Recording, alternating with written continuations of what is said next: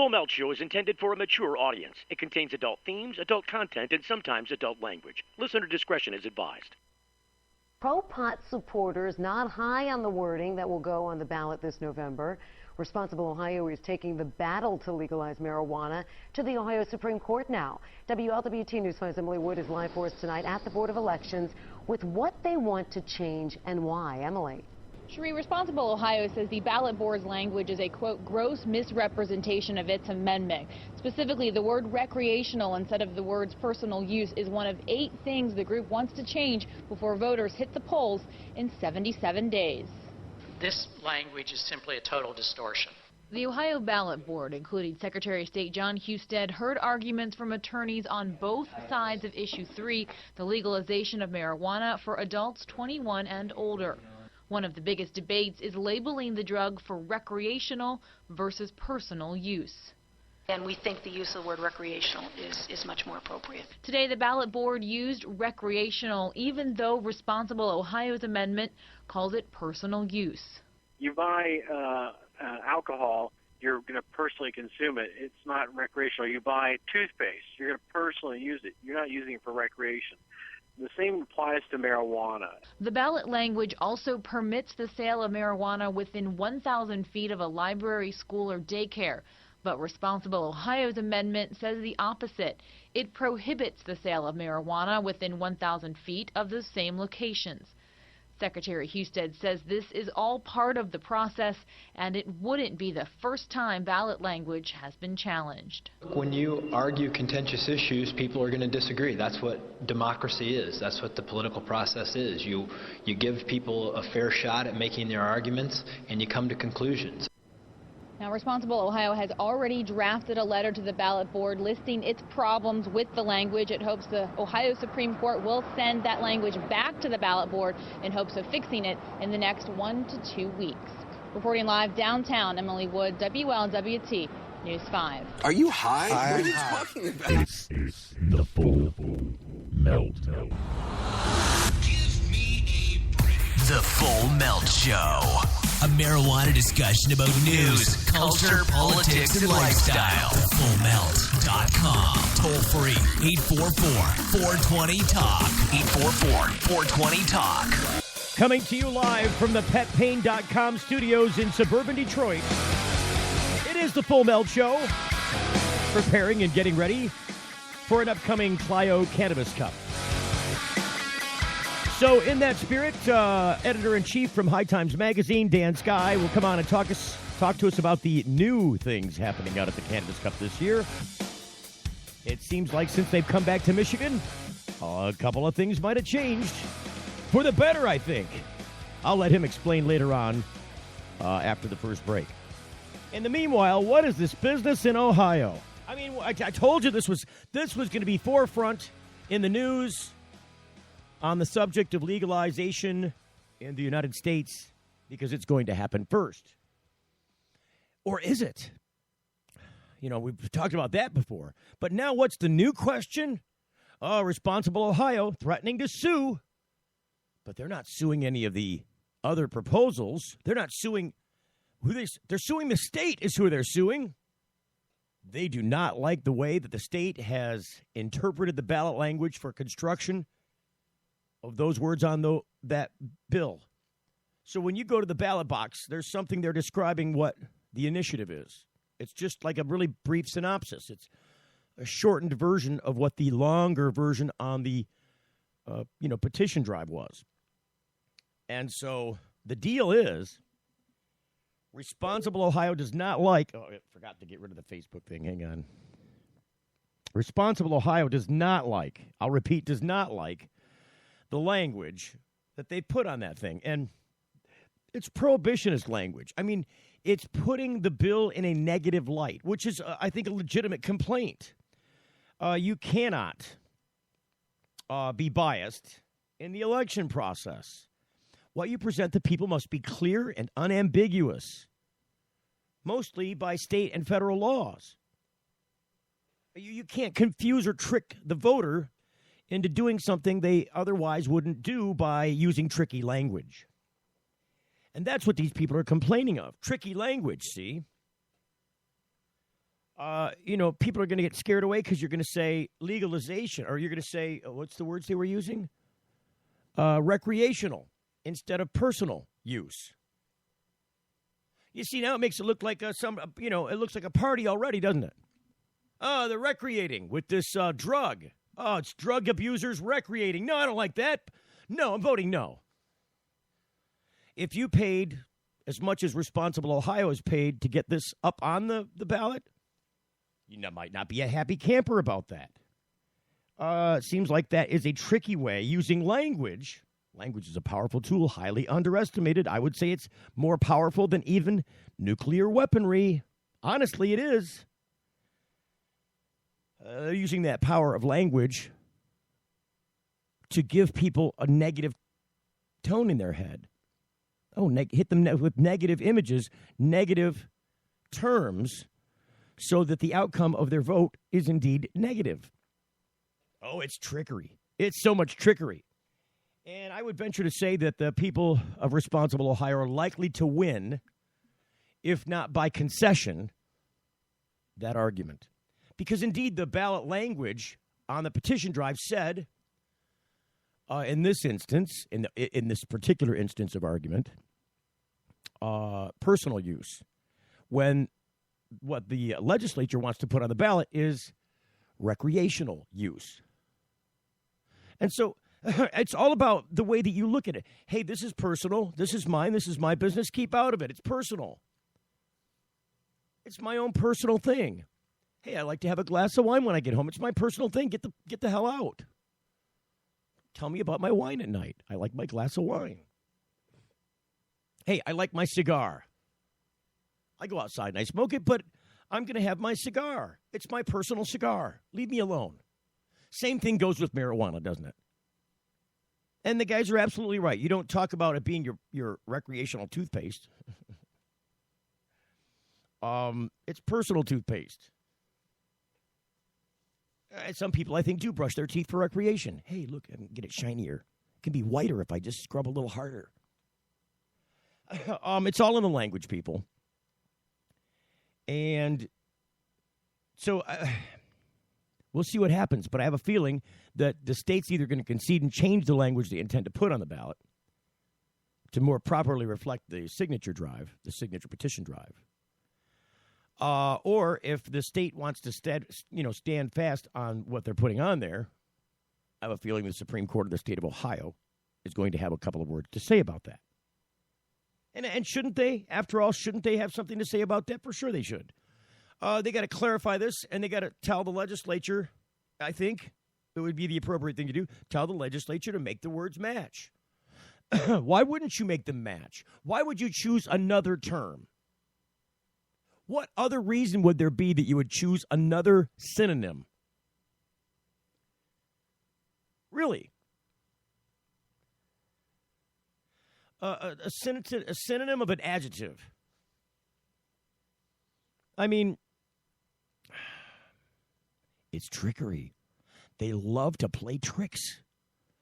People at the legislature are very smart with wording. I mean, all you got to do is look back to President Clinton and his testimony in court of it depends on what the meaning of the word is. You have to define the meaning of the word is. I mean, splitting semantical hairs.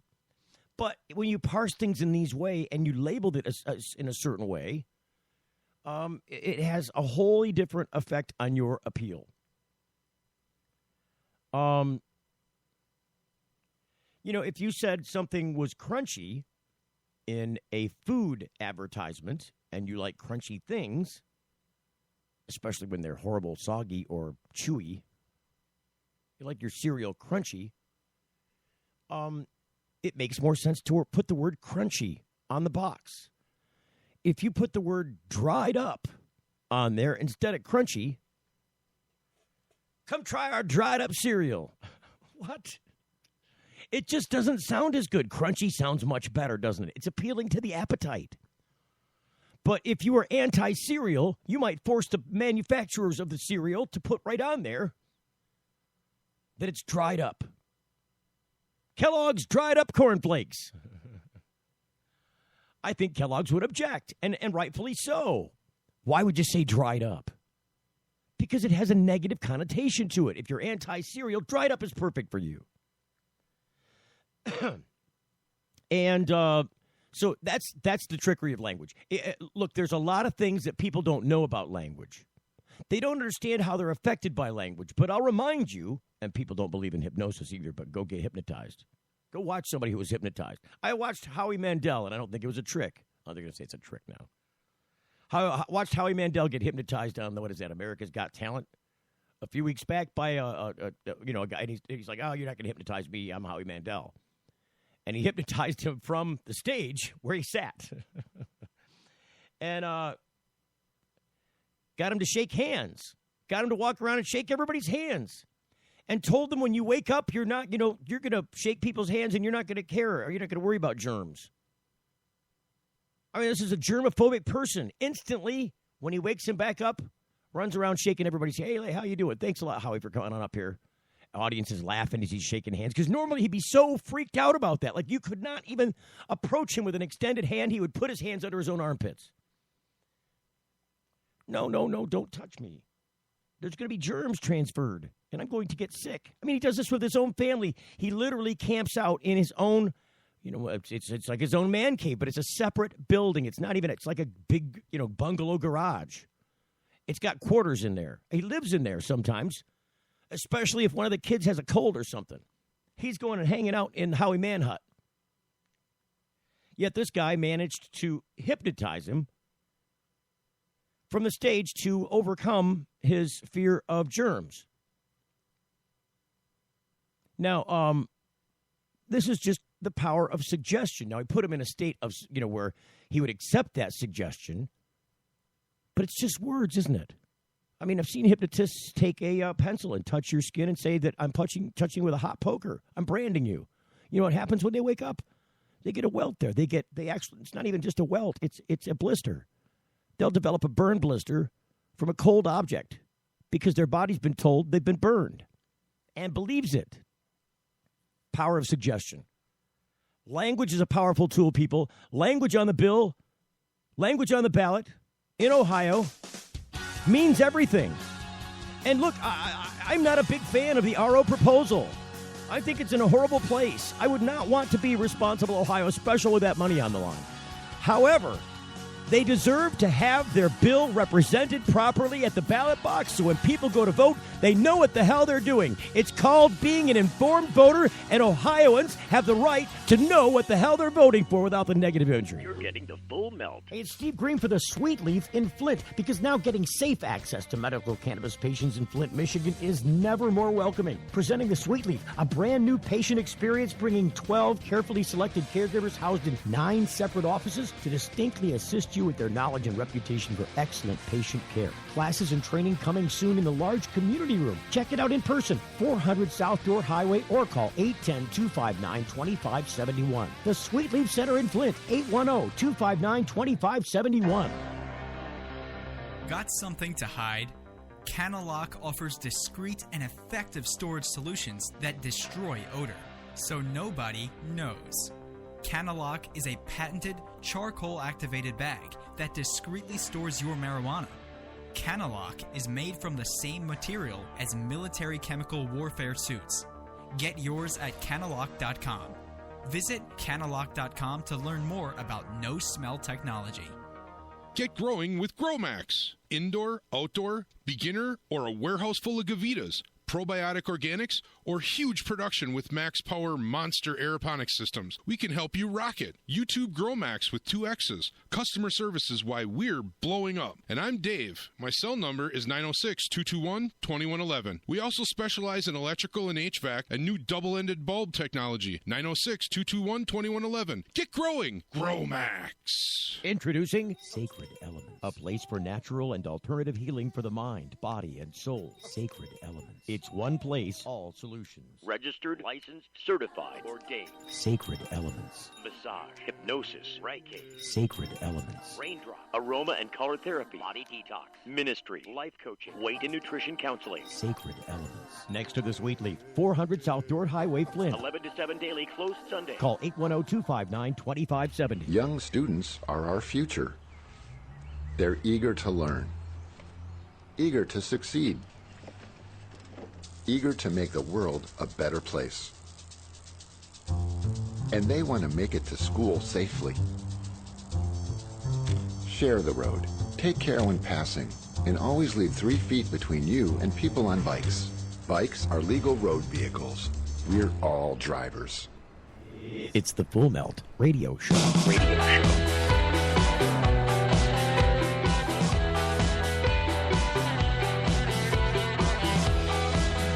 So you can find us here Monday through Friday from 7 until 8 p.m. Eastern Standard Time at thefullmelt.com. If you want to subscribe to us, it's really easy to do. There's a link at the top of the page. It is an iTunes link. Click and subscribe. Just that simple. So we're looking forward to the Clio Cannabis Cup coming up this weekend. It is Saturday and Sunday at the Michigan Auto Speedway in Clio, Michigan. And it looks like the weather is going to be on our side. Thank goodness. And I want to bring to the stage now Dan Skye, editor-in-chief of High Times Magazine. Welcome to the program, Dan. Oh, great to be back. And like you said, I heard the weather report myself. 84 degrees, it looks like, and no rain. So we're really looking forward to having a great time this weekend. Absolutely. We got chased out a little bit by the rain last year, didn't we, Dan? Yeah, it was kind of like fire and brimstone there at the end. And we got rained out, and everybody ran for the exits. And so it was the first time we ever had our Cannabis Cup awards ceremony canceled. So this year we really want to make it extra special. We do have some, hopefully we're going to have some real fireworks. You know, I was always wondering what happened to, how did people get their actual cups that year? I was like, what happened to the cups themselves? Well, one of the good dispensaries volunteered, and we put it out on social media, contacted all the winners that they could pick up their awards the next day at this particular dispensary. So we made sure that everybody got their awards, and if they didn't get it, we FedExed it to them. Yeah, it was really a shame because people worked so hard. And, the wind last year really just blew apart the stage. We couldn't do anything about it. And all the vendors, they started packing up, too, because their booths were blowing over. So everybody was trying to protect their merchandise. So it was a disaster there at the end. I can tell you, I had everything I could to hold down the interior roof of the Oakland County Compassion Club's tent to keep it from caving in from the rain and the wind. No, it was something. And we were watching the weather. It was one of the most humid weekends of last year because I know the weather last year in Michigan wasn't real great. The lakes were real damn cold. Yes. And, and so it was one of those really, really muggy weekends that we got. And it ended all in a huge Titanic-like rainstorm. Deluged on us. So now there's some new things happening out at the Clio Cannabis Cup this year, aren't there, Dan? Well, we have double the vendors, number one. We were kind of hoping to double the size. We have an advance ticket sales, which are really just off the hook. I mean, really, really very gratifying. And we know that a lot of people are going to show up at the door. We also have an all-day music stage. Iration's playing on Saturday night. Wait a minute. It's all day?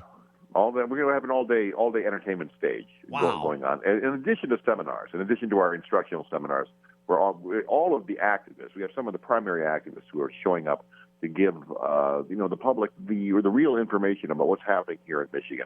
And we really kind of turned over the activism seminars to the Michigan activists because who better to really, really lead the way? I mean, High Times can only reflect what's going on because you guys are really doing the work out here.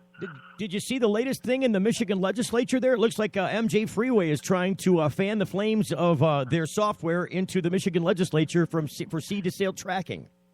I miss this. I'm going to tell you, honestly, what is going on here? I mean, we've had so much trouble mounting cannabis cups in other areas, especially in Washington and Oregon, where cannabis is supposed to be legal in both states. Right. And the funny thing is, they have Oktoberfest and they have wine tasting tours, and they have these things going on all over the state. We cannot smoke, however, in public at a private event. We cannot have that legalized, and we're both under the authorization of the state liquor boards in both states. So, but why is alcohol get all of this, love, and cannabis is suddenly under the same aegis, and we can't get anything done? It's really been a problem. So we have so much more work to do in order to really make cannabis mainstream everywhere. I know the answer to that question, Dan. I think alcohol had a 100-year head start. It's true, isn't it? I swear, that's what they say. If hemp had the same start that corn did at the beginning of the century, there would be hemp in everything. Hemp would be so much a part of our lifestyle, would be unbelievable. Can you imagine if hemp was corn syrup? Yeah, hemp syrup. We'd be using hemp fuel. We wouldn't be using fossil fuel. We would have refined this stuff to the point where we'd be using it in cars. Believe me. Well, it's funny because ever since the Cuban sugar embargo, the United States has subsidized the corn industry for the food industry for using the sweetener of corn syrup instead of sugar. And I know. To this day, they still do it. That's why you find it in all your sweetened sodas and stuff. Even your iced teas, it's all corn syrup. I know everything is made of corn, and but it was but hemp. If hemp had that kind of head start, yes, it would be in every single kind of composite board in cars, which it already is. But we're going to see. Over the next century, we're going to see a lot more of this. There's no doubt about it. Henry Ford proved that you can put cannabis in everything. Yes, we can. But, over the next century, we'll be dead and gone. But, people are going to look back at magazines like High Times. There was actually a magazine about marijuana. Right. Really? We're going to look like pioneers here, right. Like, crossing the prairie. I swear to God, it's going to look like that. Well, back in my day, we had a magazine about pot. It's the truth. There was a guy who actually had a radio show that was all about marijuana. Can you imagine? Have you ever been one of those bathrooms that's got the old, like the old pages from the 1914, right. books and stuff? They're all over the wall. Yeah. You had the High Times all over the wall. Well, believe me, the cannabis wallpaper. You have to understand, though, it's 40 years. That's basically 2 generations already. 41 years. I mean, we have people, who possibly have grandchildren. Oh, for sure. It's really that kind of thing. It's a real phenomenon, and we really expect to be even really, really growing over the next few years. We're having a little bit of stagnation here, mounting the cannabis cups that we wanted to, but the cannabis cups we have mounted this year have been incredibly successful. In San Bernardino, in Denver, and San Francisco, they've just been absolutely gratifying in every way. There's never any hint of lawlessness. So we're hoping for great things. We had a little stall here. We can't get Portland off the ground. We canceled Washington. Wow. But we still have hopes of getting Portland off the ground, perhaps in early October, and be looking at mid California, Central California, in mid October. And we have finally the Jamaican government's finally given the proclamation to allow Rastafarians to use cannabis, and we are going to have a Jamaican Cannabis Cup in November. So, so we have a lot of stuff coming up, and this couldn't be working for High Times at a better time, or it couldn't be in the cannabis industry at a better time. And the people who are, this is the funny thing. I was just talking about this. I'm over here at Arborside right now, just checking these guys out. Tell Rory Gold I said hello. Yeah. Rory's doing a great job over here, and Julie is wearing her High Times sash. She's Miss August High Times, so she's actually wearing her sash. Really, nice. Really something else. But what was my basic point? But the thing is, the people who are in this industry, who are on this ground floor, people who are growing, especially in Colorado, these master growers, these people are going to be in such demand, and there's going to be more work. It's going to be exponential. Once it starts spreading across the country, we're going to really need a cannabis infrastructure where there's going to be such a need for professionals who know about growing, who know about banking, who know about all of the other facets that other industries have to deal with. So this is, people always ask me, what kind of major should I have at college? Because I say, man, I'll tell you, it's pretty much wide open. Business and botany. I remember back in 2008 when we elected, the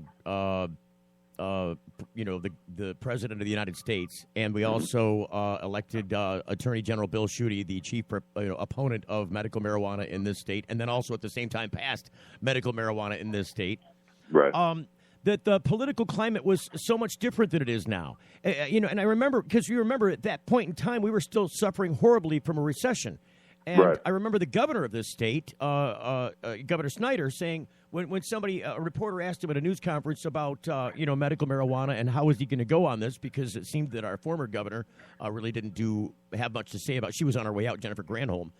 And so when Snyder took over and they asked him this question, he's like, because we could bring jobs here. Look at all the jobs that could be supported by the industry that surrounds marijuana. And he's like, we don't need those kind of jobs. I'm like, really? We don't want those kind of jobs. God forbid that somebody could pay their rent. That's one of the funny things out in California. They opened a big mall out in Ukiah, California, and they were very, very upset that they couldn't get enough of the kids to come and work in their stupid, Baskin Robbins and all these kind of low end stores for minimum wage, because they were all had jobs as trimmers. And they were so they were very upset about this. He said, "Wait a minute, these kids are doing skilled labor at $20 an hour, and so this is a bad thing." What seems to be the problem? Yeah, I know, seriously. So everything is still upside down as far as this is not a bad industry to be in. There are so many different job skills to be had. To be used. I mean, this is there are all kinds of ways to get into this industry now. Well, it's nice that Denver did what they did, and they were able to pop out and show people that you don't have to actually have any drugs around to be involved in the cannabis industry, for crying out loud. I mean, if you work at a home gardening center, chances are you work in the cannabis industry. That's right. That's right. I mean, it just translates, and that's the business of cannabis becoming mainstream, which is, it's no longer the banner of the counterculture. There's some badge you pin on yourself. I smoke pot. This is how I feel.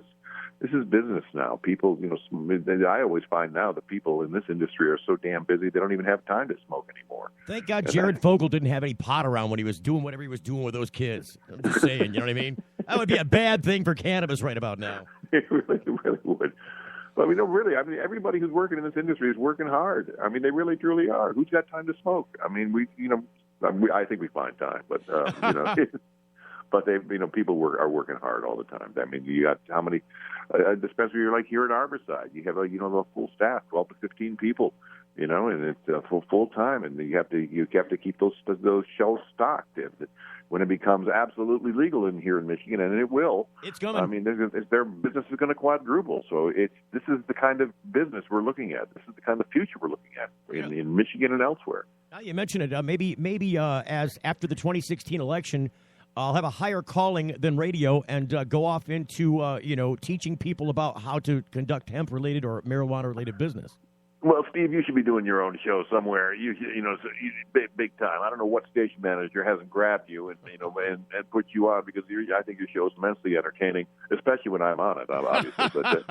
but seriously, this is once again, there are going to be more cannabis programs out there, more cannabis. We have more. Where's the High Time show? We can't get a High Time show off the ground because really nobody's really brave enough to do it in mainstream TV. And then one of the cable networks, they're, I don't know, marijuana, maybe not that, not anything but that. Right after 2016, I'm telling you. Yeah, no, I think, believe me, this is, the floodgates are going to open. Well, you got 11 states coming on board, right, Dan? It looks like 11 states possibly coming on board. In different ways, yeah. Yeah. And then you add that to the 23 we've already got, right. And not counting all the, the various forms of legalized cannabis. But when you reach a tipping point with legislators, it's kind of hard to argue that the legislators aren't being paid off by opposition when the populace, the vast overwhelming majority of the populace, has elected people to put laws in place that say cannabis should not be prohibited. I know. That's will of the people. I mean, and we're not seeing it executed. But of course, with President Obama, he says he's not afraid. He says he's not beholden to anybody in a second term as he goes out. So, he could sign that executive order to put it on a different schedule or unschedule it altogether, which is what we'd all like to see. They certainly are doing a lot with the federal prison system. I mean, if you look at the numbers, I actually looked up the numbers, and for the first time since the history of record keeping in the Bureau of Prisons, the prison population declined by 5,000 plus people last year. No, that's a start. Yeah, it's really a tragedy. It really truly is. I mean, this started. Clinton was one of the guys who really started. People forget this. He was one of the presidents who really said yes, to putting people in jail and really amping up the drug war. He did. Yeah. Yeah, and let's see what Hillary has to say about that. I mean, so it's he's responsible for this, and it's disgraceful. People going to prison for the most mundane things. And there are a lot. This will change too. The whole prison system. This is an archaic way of dealing with people. It's separating them off from any kind of contact with society, and where they're just made into mad dogs. It's just not. It's not working. No, it hasn't worked for a really long time. Honestly, it's one of the things they've never reformed over like 100 years. I know, and the thing is, for example, if you had a car that broke down 70% of the time, and that's what you're talking about. You're talking about recidivism in prison. People returning 2/3 of the time back to prison. Once they go in, they keep going back. That's a system that works. No, I don't think so. It's not. I think people have it designed to stay that way because they make money off those people. Oh my God! Well, that's America. It's America. This is got to keep those prison workers. The prison workers union strong. In California, what's one out of every 9 state employees is in the prison, working in the prison system. Isn't that kind of strange? I mean, good Lord, this is it's a prison industry. In this state, I believe we spend $1 in every $5 on the correction system. Right. It's craziness. Yeah. So I wanted to ask you before we hit the break. I noticed that you guys have a new app out this year that you premiered earlier this year for cup locations, so people can kind of find their way around and know the map and get alerts and all kinds of cool stuff. Can you tell us a little about it?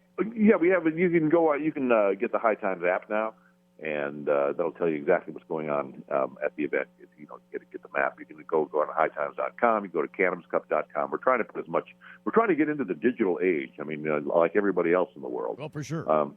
So we're entering the digital age in a bigger way all the time, so people can find out exactly where they're going. The one thing about this Clio Cup is a very, very simple thing to get around because you have this wonderful raceway. It's a nice oval, and you can wander around. The weather's going to be great, so people I think will wander around and have a wonderful time. Just make sure you have your medical card. Remember, this is in order to get into the medical area, you need a medical card, and so to enjoy the event to its fullest. It's going to be so much fun. I'm looking so forward to it, Dan. I can't wait. And all right. and are we looking to talk a little bit more this week about stuff happening at the Cup? We got anybody we can maybe pull on the air? Yeah, let me tell. I think Danny Danko's going to be here tomorrow. I'll grab him and send him your way tomorrow, and because he can talk a lot about Michigan strains, and he's always a great guest. So let me get Danny Danko for you tomorrow night, and your audience can look forward to that. Awesome. Editor-in-Chief of High Times Magazine, Dan Skye, thanks for coming on the program and heading us up about what's going on. I think everybody is waiting with bated breath. Oh, thanks so much, Steve. It's going to be a great time. Hope to see everybody from Michigan. We'll talk to you soon. All righty. Take care. Thanks. More coming up. We got to talk about stuff happening in Ohio and in Michigan, yet still to come on the Full Melt Show. Don't go away. You're getting the Full Melt. If you're like us, your pets aren't just animals. They're members of your family. Pet Pain CBD hemp oil drops are great for aging as well as active dogs and cats. Some people are apprehensive about hemp treatments for pets. They ask us, what are you smoking? Absolutely nothing, and neither will your pet. Like other hemp-based products for humans, the allure is all of the benefits of cannabis without any of the high. The CBD oil has shown to rejuvenate the bones, joints, brain, stomach, eyes, and heart.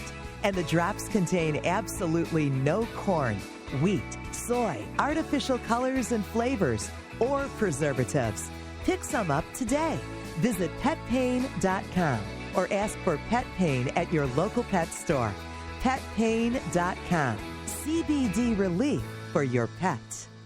Get growing with GrowMax. Indoor, outdoor, beginner, or a warehouse full of Gavitas. Probiotic organics, or huge production with max power monster aeroponics systems. We can help you rock it. YouTube GrowMax with 2 X's. Customer service is why we're blowing up. And I'm Dave. My cell number is 906-221-2111. We also specialize in electrical and HVAC and new double-ended bulb technology. 906-221-2111. Get growing. GrowMax. You know, it's not easy out there, but it can be easier. And when it comes to medical marijuana in Michigan and chronic pain management, Dr. Bob Townsend, renowned for his patient advocacy and deep understanding of how patients and medical marijuana certifications fit together, makes it his hallmark to educate and provide the best holistic treatment for your condition. His knowledgeable staff makes you feel warm and welcome, and Dr. Bob makes you feel well. With locations across the state in Cadillac and Gaylord, Kalamazoo, Marquette, Mount Pleasant, Muskegon, Saginaw, Traverse City, you can't beat the convenience and feeling you get knowing you have someone on your side that cares. Denali Healthcare is on the web at denalihealthcaremi.com. Get answers to your holistic health questions or schedule an appointment now by calling 989-339-4464. Chronic pain management and holistic health answers is what they do. It's all they do. DenaliHealthcareMI.com. Get your certification and peace of mind now by making an appointment with Dr. Bob Townsend at 989-339-4464. It's the Full Melt Radio Show. Forgot to mention earlier last break that Cadillac No Smell Bags at Cadillac.com sponsors our phone lines. I'm supposed to say that like when I introduced the guest. Welcome to the Cadillac No Smell Bags, Cadillac.com phone lines. Well, it's a mouthful. I got to find a way to shorten that. So what's been going on? Oh, so we talked about Ohio already. Boy, I said that earlier. I was billing it for now. I already talked about it. Go figure. So let's talk about Michigan then. We were talking about this a bit yesterday when Steve Green, the other Steve Green, came on the program. But there was a story that appeared in MLive today, which is kind of like a conglomerate of publications. A lot of people from different publications around the state, newspapers, contribute to MLive, which is I think it's a kind of a neat way of doing online, newspaper. The story is called Seed to Sale Marijuana Tracking System Proposed for Michigan Medical Dispensaries. And the dateline is Lansing, Michigan. Medical marijuana sold through licensed dispensaries would be tracked from seed to sale under new legislation in the Michigan House. The House bill is number 4827, sponsored by Judiciary Committee Chair Clint Kesto. He's a Republican from Commerce Township. Would require the state to establish a contract for a marijuana tracking system. The legislation would be complementing an ongoing push to formally allow and regulate medical marijuana dispensaries, some of which have continued to operate in a legal gray area since a 2013 Michigan Supreme Court ruling. The dispensary bill would also see the state license larger-scale marijuana growers, processors, transporters, provisioning centers, and product safety testing facilities. Marijuana transfers to dispensaries would be subject to an 8% tax under the proposed system, which would run parallel to the voter-approved caregiver home growing model.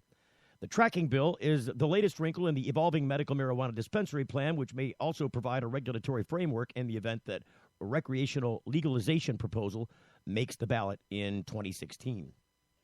We believe that regulation is the way forward, said Jessica Billingsley, a chief operating officer and the co-founder of MJ Freeway Business Solutions, a tracking software company that could eventually bid for the state contract. Cannabis is a unique in that is brought to market in a high-value let's try this again. Cannabis is unique in that it's brought to market in a high-value dried flower form that loses value and weight as it evaporates. And it requires a very unique inventory tracking in order to maintain a clear chain of custody and to prevent diversion. MJ Freeway, based in Colorado, is among a growing number of companies now offering marijuana inventory tracking software in states that have legalized marijuana for medicinal or recreational use. Kesto invited MJ Freeway to testify before the committee on Tuesday, but noted that his invitation did not reflect an endorsement of their particular suite of tracking and compliance software. Tracking medical marijuana can improve patient and product safety, according to MJ Freeway Program Manager Tony Reese, ensuring that strains are properly identified, testing is completed, and dosage is consistent. Tracking can also benefit public safety and help states avoid interference by the federal government, which continues to consider marijuana an illegal controlled substance, according to Reese. It's product going across the state borders that draws federal interference, he said, explaining that tracking systems can help match supply and demand. It's when supply overreaches demand significantly that things like diversion, people taking product and trying to capitalize that product in other markets to recover the capital investment, occurs. State Rep Jeff Irwin, a Democrat from Ann Arbor, questioned how much the software contract would cost the state and whether those costs would ultimately be passed on to consumers. Oh. So this is like Mr. Rogers' Neighborhood, isn't it? We're going to be interrupted by the doorbell knocking. This is what happens when you call the show. Marijuana, ma'am. Marijuana mail. Robert. Hey. How's it going? The streamer works for me. It works for you. Hey, we're on we're it's verified. You know what's going on right now, don't you? Oh, yeah, that's right. You're on the show. Yes, we are. We interrupted one story. We're talking about some Michigan thing, which I'll get back to in a minute, because I was reading from the phone, and you called the phone. So we'll just talk on the phone for a second about what we got going on the side. Let me check where we're at here. Do we got time here? I can figure out what we got time for. We're testing some software of our own, aren't we, Robert? Hello? Hello? Bobby? Where'd you go, Bobby? Can you hear me? I can hear you now. Oh, I said, aren't we testing it currently? No, I should be. Should I be trying right now? Verified it is working. You verified that it is working? Yeah. Well, that's weird because, all right, I'll just try it right now. Turn around. I mean, we're on the air. We might as well just try the test stream. So I'm clicking on the Full Melt application, which is the streamer software. And so it is opening. Now, do I have to label it? Is that what I got to do? I got to log in. No, you don't have to do any of that. You don't need to label. Wait a minute. It says I got to log in, though, right? Yeah, you do have to log in. So I'm logging in with the magical password. Oh, it doesn't. I had to. You know what you got to do is you got to implement tab so you can move from field to field without having to click on it. Yeah. Won't let you tab out. So I am Steve, and my magical password won't let me tab, so I got to click. Is da da da da da da da da da da da. Okay, let me log in. All right, so now I go to live streaming, right? Click on that. Yep. And I don't have to put a podcast name? Nope, you don't need to. So I just click stream. Yes. Do I have to click stream now? Yeah, either one of those. Either one or both? No, just one. Just one. All right, Yeah. so I'm going to click just stream. How's that? Okay. Oh, so I click stream. It says there is not an active connection to the streaming server. Okay, click the other one. Click the stream now. Yeah, the big one. All right, so now it's doing something. Oh, wait a minute. So now it's set to that sample rate of 8,000. It wouldn't let me change out of that. Yeah, it should really be higher. The 8,000 is a lower quality. It doesn't sound nearly as good as it could. So should I stop streaming and try and click that down? Because it wouldn't let me click out of that one before. Yeah, there's no changing on the fly. You need to stop it and then put it back to maybe like 2,100. All right, so how do how to stop streaming early? So I stopped. Okay, now maybe it'll let me do it because they ungrade. Oh, look at that. So I can switch it to should I switch it to 22,050 or to that's a decent quality, yeah. Or should I do 32,000? Balance of quality and low bandwidth or economical bandwidth usage. So I'll try that one. Yeah. And then click. See, now I got to click stream now. See, now it's not doing any output level. I think I have to click stream to get an output level. Yeah, you got to click both of them. I did see. Now I said either one or both. You said no, either one, just the one. Oh, I thought you were talking about the other stream button, the one that starts the countdown. Oh yeah, I wasn't trying to do that one.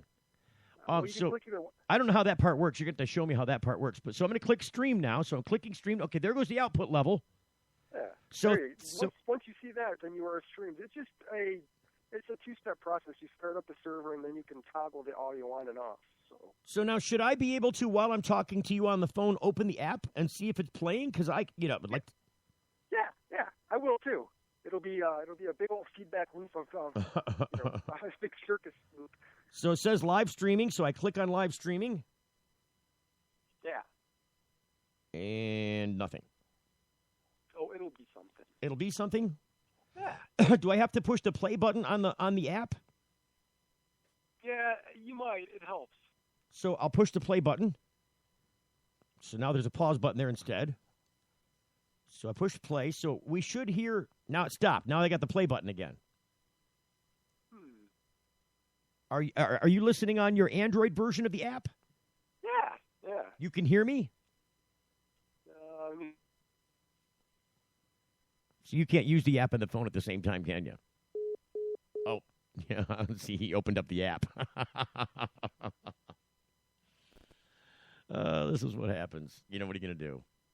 So while we're waiting for Bobby to call back and interrupt the show again, Bobby doesn't pay much attention to whether or not we're streaming, apparently, which is why I institute the rule if Bobby calls me during the show, I'm putting him on the air. He's like, no, I don't want to be on the air. Well, it's too late. You're on the air. That's why I'm like, oh, what are you sending me now? Good Lord. Everybody's got to send stuff while I'm doing something. Do. All righty. So, yeah. All right. So, now, wait a minute. Okay. Where were we at? We were talking about my fear here is that in trying to grasp tightly for control, everything will squeeze through our system because, of course, there's a very active black market for cannabis, Irwin said. Irwin also said that he questioned how much that software would cost and whether the costs would ultimately be passed on to consumers, thereby discouraging purchasing through legal channels. Citing the fact that there was a still clear active black market for cannabis. And Washington State, where voters chose to fully legalize the drug, contracted with BioTrack THC for tracking. The company reportedly submitted a bid of $782,000 for its software and $296,000 for annual maintenance and support. Medical marijuana activists who were not able to testify in committee on Tuesday due to time constraints raised other concerns after the hearing. It seems excessive, said Rick Thompson, former editor of the Michigan Medical Marijuana magazine. We don't really need the state to know whether we're producing sativa or indica or exactly how many clones we produced. Roger Milford, who runs the Jackson County Compassion Club, says he uses the MJ Freeway software but does not believe it should be mandated by the state. He says, quote, it's because it's good for business. I can track my caregivers. I can track my business. I know my patients are in a HIPAA-compliant database, so their information is protected. I enjoy the system. It works well, but I don't need the state telling us to track every little minutia. The House Judiciary Committee did not vote on the medical marijuana dispensary or tracking bills. Discussion is expected to continue at a later date. With trickery, I might add. There will be trickery afoot. I am calling shenanigans. So we'll come back on the other side and see if indeed the streaming portion of our test is working. Testing software is a tedious business, let me tell you. And we'll come back and tell you some more things that happened in the news today. So hang on, stand by while we get our crap together. We'll come back after the break with more on The Full Melt Show. You're getting The Full Melt. Young students are our future. They're eager to learn, eager to succeed, eager to make the world a better place. And they want to make it to school safely. Share the road, take care when passing, and always leave 3 feet between you and people on bikes. Bikes are legal road vehicles. We're all drivers. Imagine a world where patients can use marijuana like any other medicine. The Marijuana Patients Organization challenges the status quo by helping our neighbors to enjoy a better quality of life. Visit the MPO at marijuanapatients.org and enjoy informative articles, engaging debates, and information about treatments, doctors, and dispensaries in your area. Over 50,000 people have registered at marijuanapatients.org since 2010. Join us at the Marijuana Patients Organization today. marijuanapatients.org. Hey, it's Steve Green for the Sweet Leaf in Flint, because now getting safe access to medical cannabis patients in Flint, Michigan is never more welcoming. Presenting the Sweet Leaf, a brand new patient experience bringing 12 carefully selected caregivers housed in 9 separate offices to distinctly assist you with their knowledge and reputation for excellent patient care. Classes and training coming soon in the large community room. Check it out in person, 400 South Door Highway, or call 810-259 259-2571. The Sweet Leaf Center in Flint, 810-259-2571. If you're like us, your pets aren't just animals. They're members of your family. Pet Pain CBD hemp oil drops are great for aging as well as active dogs and cats. Some people are apprehensive about hemp treatments for pets. They ask us, what are you smoking? Absolutely nothing, and neither will your pet. Like other hemp-based products for humans, the allure is all of the benefits of cannabis without any of the high. The CBD oil has shown to rejuvenate the bones, joints, brain, stomach, eyes, and heart. And the drops contain absolutely no corn, wheat, soy, artificial colors and flavors, or preservatives. Pick some up today. Visit petpain.com or ask for Pet Pain at your local pet store. Petpain.com. CBD relief for your pet. Got something to hide? Canalock offers discreet and effective storage solutions that destroy odor, so nobody knows. Canalock is a patented charcoal-activated bag that discreetly stores your marijuana. Canalock is made from the same material as military chemical warfare suits. Get yours at canalock.com. Visit canalock.com to learn more about no-smell technology. Ha ha!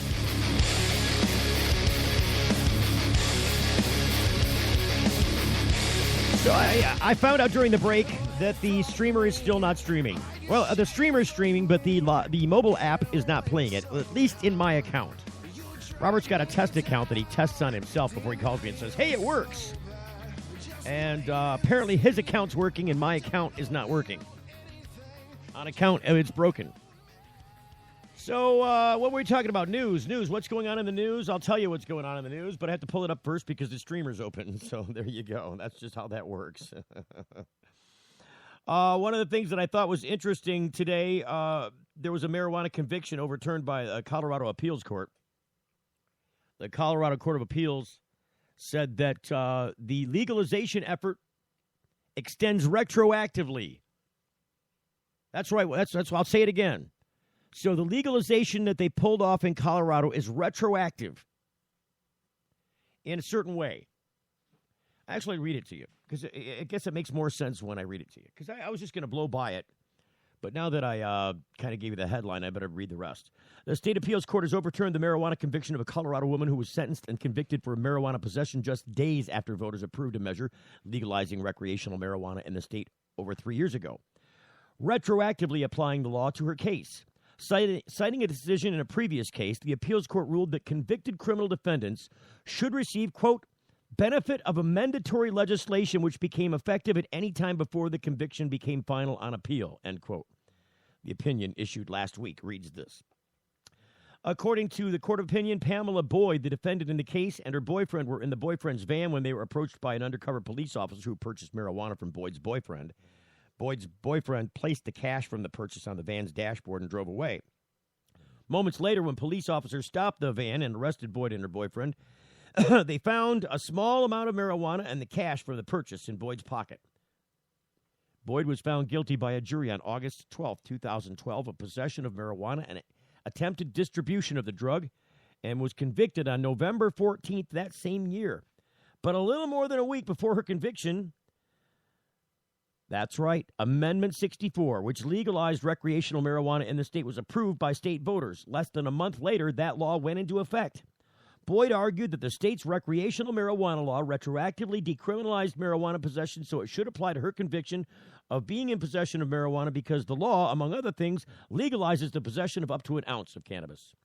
Because Boyd's appeal was pending, the court decided that, quote, her conviction for possession of less than an ounce of marijuana must be vacated. Vacated!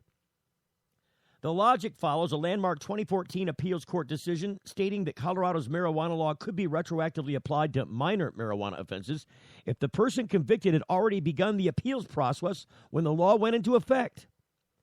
In that 2014 ruling, the court overturned a possession conviction from a 2010 case in which a woman was found in possession of a small amount of marijuana as well as concentrated extract derived from the plant.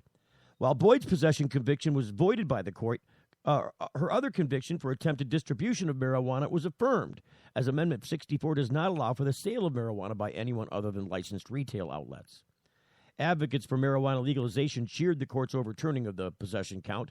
Amendment 64 is doing exactly what it was intended to, Mason Tivert, communications director of the Marijuana Policy Project, said to the Huffington Post. Colorado voters made it clear that they do not want adults to be punished for possessing small amounts of marijuana. Hopefully, this ruling will ensure that those convictions get overturned in any similar cases that might be pending.